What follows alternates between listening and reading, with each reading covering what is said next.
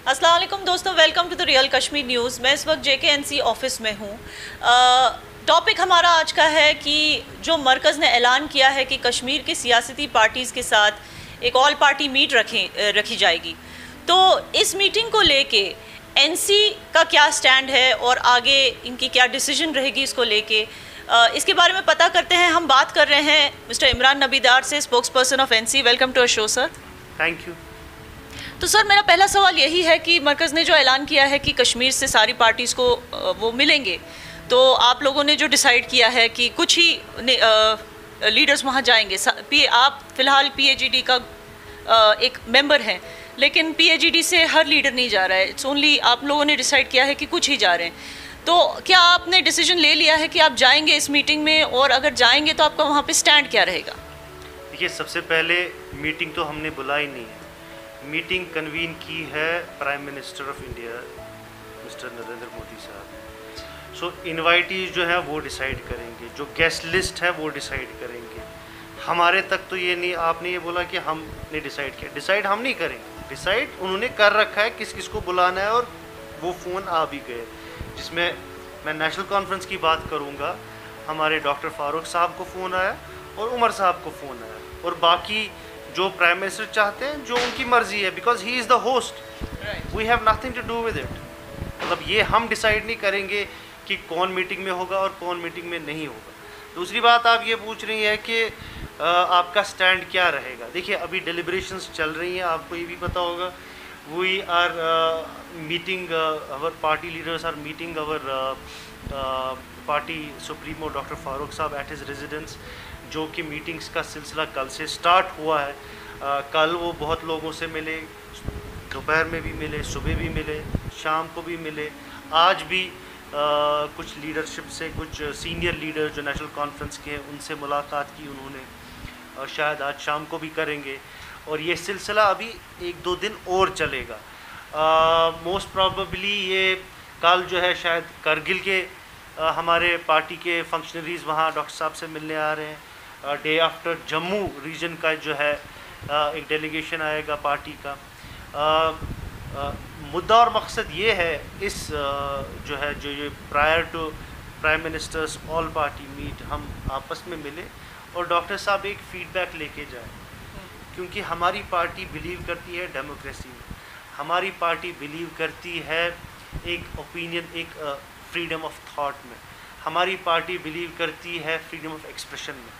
सो हर कोई अपना point of view जो है हमारे पार्टी प्रेसिडेंट के सामने रख रहा है, और कल को जब डॉक्टर साहब को मौका मिलेगा वहाँ बात करने का, वो सब चीज़ें जो है मीडिया के सामने रखेंगे। और यहाँ पे मैं ये भी बताता चलूँ कि इसके बाद जो है, जब इन मीटिंग्स का सिलसिला जो चल रहा है अभी ये ख़त्म होगा, तो डॉक्टर साहब will convene press conference also. So वो प्रेस के सामने जितने भी आपके ये सवालात हैं, उन सब सवालात का जवाब वहाँ उस प्रेस कॉन्फ्रेंस में मिल जाएगा। ये तो बहुत अच्छी बात है कि डॉक्टर साहब हर किसी को कंसल्ट कर रहे हैं, पार्टी के हर एक मेंबर को कंसल्ट कर रहे हैं, और before going for the meeting. And ये बहुत अच्छी बात है कि वो हर किसी की बात रखना चाहते हैं। मगर PAGD का जो इस्टेब्लिश हुआ था, PAGD, it was on the basis of article 370 के लिए आप जद्दोजहद करेंगे, इस मकसद से आपने इस तंजीम का इस्टेब्लिशमेंट किया था। तो क्या ये बात वहाँ रखी जाएगी सेंटर पे, आर्टिकल 370? देखिए, you are asking this question to the wrong person. मैं PAGD की रिप्रेजेंटेशन नहीं करता हूँ, मैं यहाँ नेशनल कॉन्फ्रेंस की रिप्रेजेंटेशन कर रहा हूँ। I am the spokesperson of national conference. तो अगर आपको PAGD के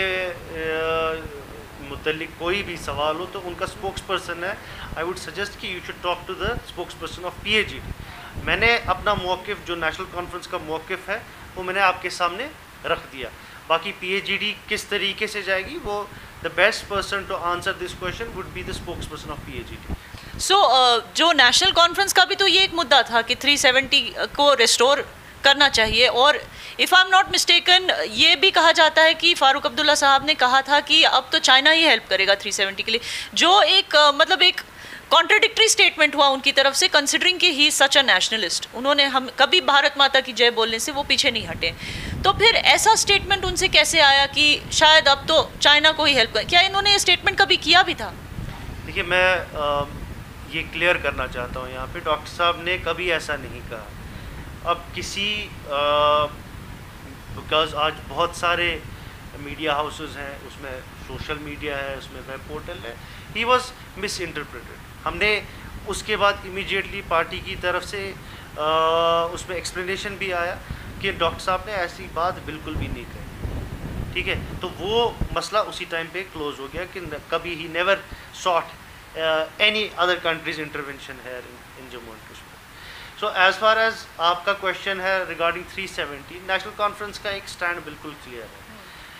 नेशनल कॉन्फ्रेंस जो हिस्सा है PAGD का और जिसके चेयरमैन हमारे प्रेसिडेंट डॉक्टर फारूक साहब हैं, एक क्लियर कट प्रिंसिपल स्टैंड लिया है as far as August 5 measures are concern. वो ये है कि जो भी August 5 को डिसीजंस लिए गए हैं वो सरासर इलीगल डिसीजंस हैं, वो अनकॉन्स्टिट्यूशनल डिसीजंस हैं, वो हम पे थोपे गए, हमको बंद करके रखा गया है, तो हमको वो काबिल कबूल नहीं है, न कभी हो सकते हैं।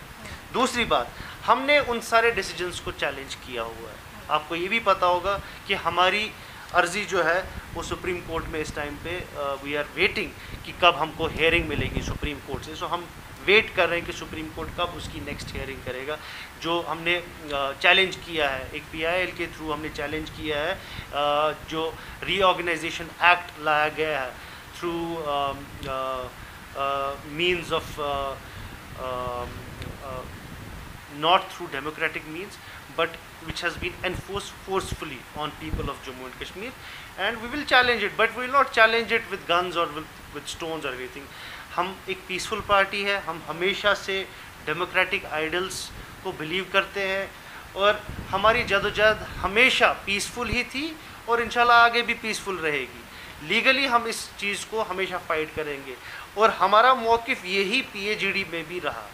जब PAGD बना, जिसमें amalgamation of different political parties है, उसका मकसद ही यही है, PAGD का मेन ऑब्जेक्टिव ये है कि to bring back the status quo which was existing in Jammu and Kashmir on August 4। So that is what PAGD was basically formed for.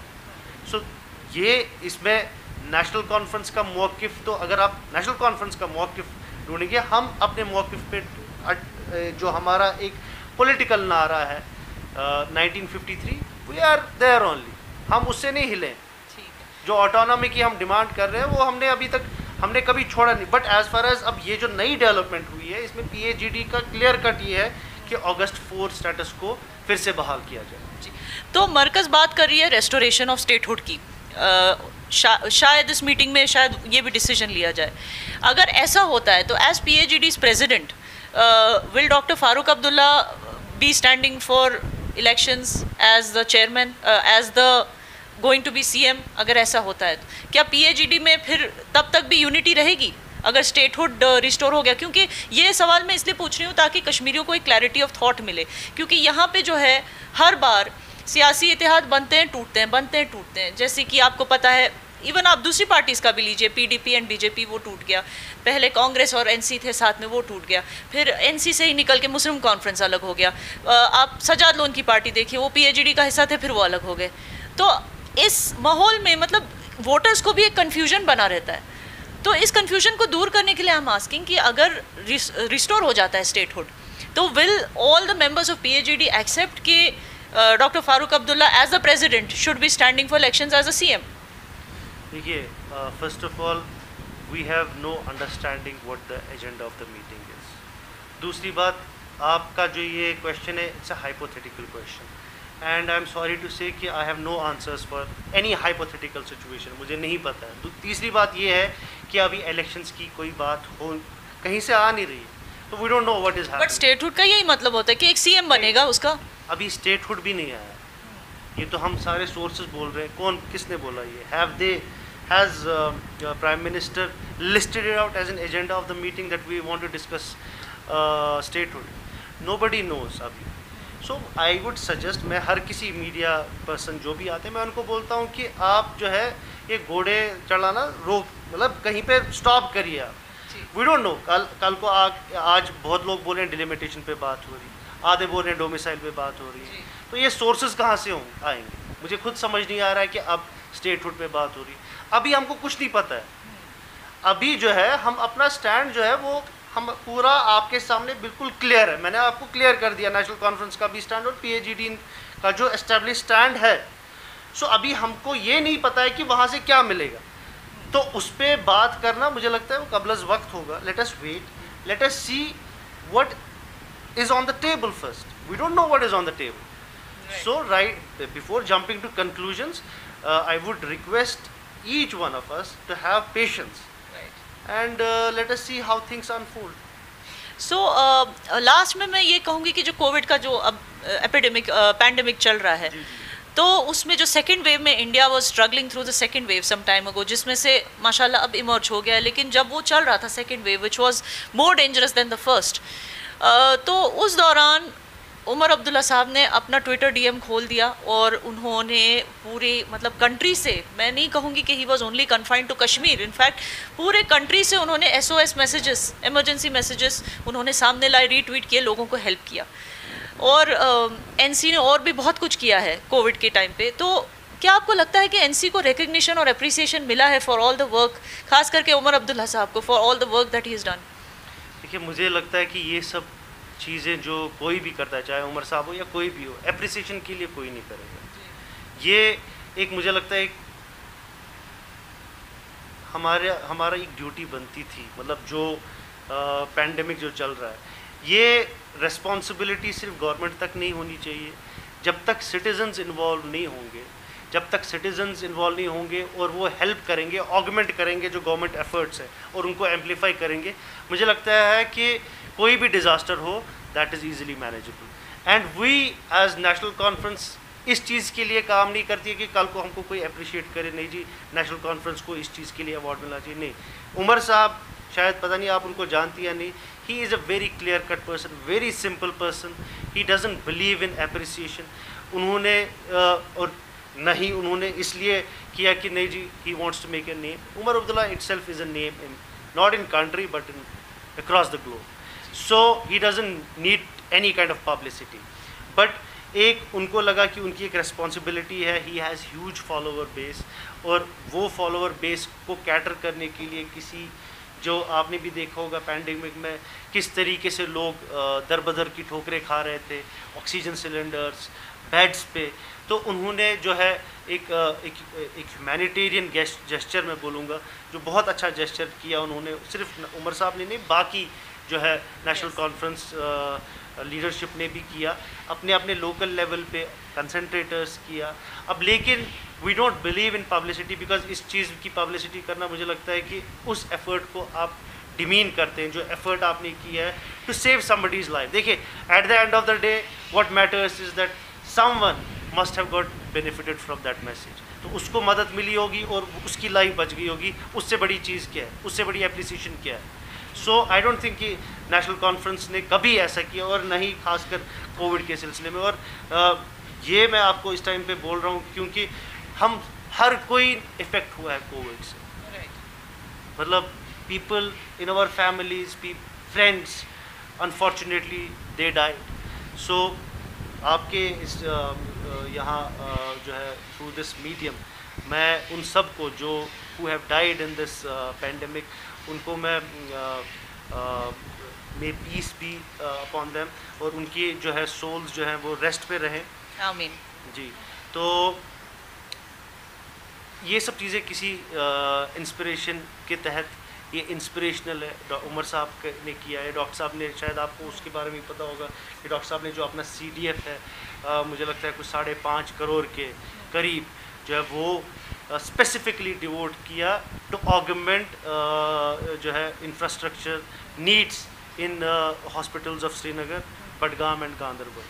5.5 crore सिर्फ डॉक्टर साहब ने नहीं, जो हमारे 2 MPs और हैं, अकबर लोन साहब हैं, हसनैन मसूदी साहब हैं, 3 MP जो हमारे यहाँ हैं, उन्होंने अपना CDF जो है डाइवर्ट किया सारा, और अपने जो उनकी कॉन्स्टिट्यूंसीज़ के हॉस्पिटल्स हैं वो उनमें सर्फ किया, ताकि हॉस्पिटल्स जो है ये दवाइयाँ लाएँ और बाकी जो इक्विपमेंट्स हैं जो ज़रूरत पड़े कोविड में, PPE किट है या बाकी जितने भी इसमें क्रिटिकल केयर की जितनी भी ज़रूरत है उसको पूरा करने के लिए उन्होंने अपना CDF वहाँ पे दे दिया। ये अच्छी बात है। और इट्स गुड टू नो कि एनसी ने बहुत कुछ कंट्रीब्यूट किया है पैंडमिक के दौरान और अदरवाइज ऑल्सो सोसाइटी में। अपार्ट फ्रॉम कॉन्ट्रीब्यूशंस, अब हम नेशनलिज्म की बात करते, this will be my final question to you. तो मैं दर्शकों को बता दूं कि फ़ारूक अब्दुल्ला वो शख्स हैं, जैसे मैंने पहले भी बोला, वो हमेशा भारत माता की जय बोलते हैं, उनको फिर भी डिटेन किया गया, विच वॉज अनएक्सपेक्टेड। ये कई कश्मीरी पंडितों ने भी ये सवाल पूछे कि इनको क्यों डिटेन किया, मतलब इन्होंने ऐसा क्या कर दिया एंटी नेशनल। और दूसरी बात, जब उमर अब्दुल्ला साहब डिटेंशन से निकले, उनकी हालत बहुत ही खस्ता थी, उसके बाद भी उन्होंने कहा ये चाहे कितना भी कुछ भी कर ले, इंडिया मेरे दिल से नहीं निकलता, उन्होंने ये ट्वीट किया था। तो और तीसरी बात ये है कि फ़ारूक अब्दुल्ला साहब ने जब PAGD की इस्टेब्लिशमेंट हुई थी उन दिनों में उन्होंने बोला था कि Pakistan must stop promoting terrorism in our Kashmir. और इसके अलावा FATF की जो रिपोर्ट आई है उसमें भी बोला गया है कि पाकिस्तान टेररिज्म में इंडल्ज करता है, अपने फंड्स उसमें डालता है। तो इस सब के बाद भी जब JKNC का ये स्टैंड है कि इंडिया और पाकिस्तान को बात करनी चाहिए, जब पाकिस्तान एक टेरर नेशन बोला जा रहा है बाय द वर्ल्ड बॉडीज़, तो फिर क्या NC को लगता है कि पाकिस्तान से बात करने से कोई पॉजिटिव नतीजा, ऐसे टेरर नेशन से बात करने से कोई पॉजिटिव नतीजा निकल सकता है? ये सर मैं आपको सवाल पूछी हूँ क्योंकि हमारे बहुत से व्यूअर्स जो हैं नेशनलिस्ट हैं, वो चाहे कश्मीर में हो या ऑल इंडिया में, और मैं चाहती हूँ कि NC का स्टैंड उनके सामने क्लियर हो जाए। देखिए, शायद आपको ये जो एक हिस्टोरिकल जो एक एस्पेक्ट है J&K का, उसमें पाकिस्तान एक पार्टी है, ये आपको भी पता होगा और आपके व्यूवर्स को भी पता होगा, क्योंकि कश्मीर जो है, कश्मीर के J&K के दो हिस्से हैं, एक हिस्सा यहाँ हिंदुस्तान की तरफ है और एक हिस्सा पाकिस्तान की तरफ है, ये तो हर कोई मानता है। तो ऑटोमेटिकली वो तो पार्टी बन जाता है। सो अगर आप उस पार्टी से बात नहीं करेंगे तो फिर किससे बात करेंगे? अगर आप बोलेंगे नहीं जी हमको बात नहीं करनी है, देखिए हर किसी मसले का हल जो है, अगर हम इन्हीं स्टीरियोटिपिकल माइंडसेट में रहें, रेटोरिक में रहें कि हमको उससे बात नहीं करनी है, हमको इससे बात नहीं करनी है, किसी नतीजे का हल नहीं निकलेगा। और नेशनल कॉन्फ्रेंस का मौक़िफ़ हमेशा क्लियर रहा कि हम एक पीस लविंग पार्टी, और हम चाहते हैं कि दोनों ममालिक जो है, देखिए हिंदुस्तान और पाकिस्तान अपनी जगह पे है, कोई इनको हिला नहीं सकता है, मतलब you can not change your neighbour, Pakistan is there, India is there, you have to talk some time, you have to talk to your neighbors also. So अगर हम इसी रेटरिक में रहे, इसी चीज़ में रहे कि नहीं जी we do not want to talk with them, we do not want to engage with them, I don't think ये feasible है हिंदुस्तान के लिए भी और कश्मीर के लिए भी। क्योंकि मैं कश्मीर की बात करूँगा, हम क्यों बार बार इस चीज़ की जो है वकालत करते हैं कि हिंदुस्तान और पाकिस्तान में जो है जो तनाव है वो ख़त्म हो, क्योंकि इसके सबसे बड़े विक्टिम्स तो हम हैं। जो आपके व्यूवर्स हैं वो अक्रॉस द इंडिया बैठे हैं, शायद उनको इस चीज़ का जोग्राफिकल जो यहाँ पर जिस तरीके में हम रह रहे हैं और जहाँ हम रह रहे हैं उनको इसका एहसास नहीं हो, लेकिन पिछले 70 सालों से हमने कितना सहा है, हमारे कितने लोग शहीद हुए हैं, कितने मर रहे हैं, आज भी मर रहे हैं। कल को LOC पे कुछ होता है, यहाँ से गोलाबारी होती है और हमारे घरों पे पड़ते हैं वो गोले, चाहे वो उड़ी का सेक्टर हो, चाहे यहाँ कुपवारा साइड से हो या जम्मू साइड से हो, वहाँ कौन मरते हैं? वो लोग नहीं हैं। Are they not civilians, are they not people of India? उनके लिए क्यों नहीं सोचा जाता है? तो हम उनकी बात करते हैं। अगर आप चाहते हैं कि वो अमन अमान से रहे, जैसे जो दिल्ली में रहता है या महाराष्ट्र में रहता है या किसी भी हिंदुस्तान के कोने में, उसको ये परेशानी नहीं होती है कि मैं अगर अपने घर में रहूँ, ऊपर से कोई बॉम्ब आए और उसकी पूरी फैमिली वाइप आउट हो जाए, उसको ये परेशान। लेकिन आपको पता है कि जो वहाँ पे रहते हैं वो उन्होंने बंकर्स बनाए हैं। मैं आपसे भी रिक्वेस्ट करता हूँ और मैं आपके व्यूवर्स को भी ये रिक्वेस्ट करता हूँ कि वो खुद जो है पहुँच जाए और ख़ुद देखे वहाँ हालात क्या है। माइग्रेशन होती है, चलो अल्हम्दुलिल्लाह अभी पिछले कुछ महीने से बिल्कुल भी शेलिंग नहीं हो रही है, क्योंकि अभी सीज़ फायर वापस 2003 का जो एग्रीमेंट है बोथ कंट्रीज़, जिसको हमने वेलकम किया, और हम ये चाहते हैं कि वो सीज़ फायर आगे भी जारी रहे और इससे आगे भी और भी जो है conference building measures between both countries continue रहे। मज़ाहमत इससे किसी मसले का हल नहीं है। हर किसी मसले का हल जो है वो मेज़ पे आके बंदूक या गोलेबारी से, या आप जो है पूरे हिंदुस्तान में एक जहर डालने की कोशिश करेंगे, नहीं जी Pakistan is militant, Pakistan is terrorist, इससे देखिए, इससे कोई भी मसला हल नहीं होगा। बिठाना है आपको, उनको पूछना है भैया आपका क्या मसला है, ये यहाँ से मसला, जो जहाँ जैसे हर किसी दुनिया में जो भी कोई कॉन्फ्लिक्ट होता है आपसी रिजॉल्व होता है बातों से।